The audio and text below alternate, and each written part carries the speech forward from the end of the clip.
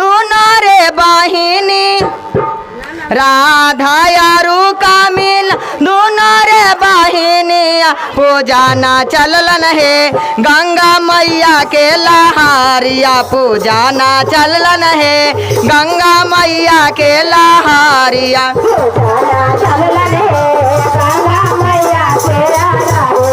पूजाना चललन है गंगा मैया के लहारिया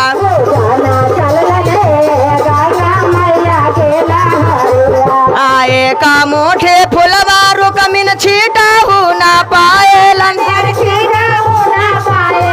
सो खाइए गेलई है गंगा मैया के लहारिया या सो खाइए गेलई है गंगा मैया के लहारिया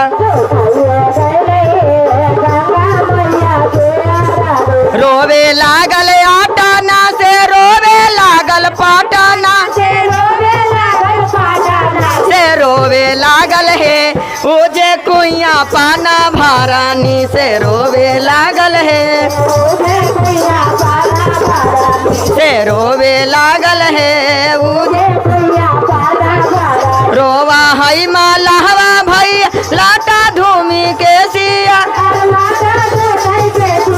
गरीब भेलई है हमर बोझाला नैया गरीब भेलई राधा यारू का मिल दोनों रे बहिनी पूजाना चललन है गंगा मैया के लहारिया पूजाना चललन है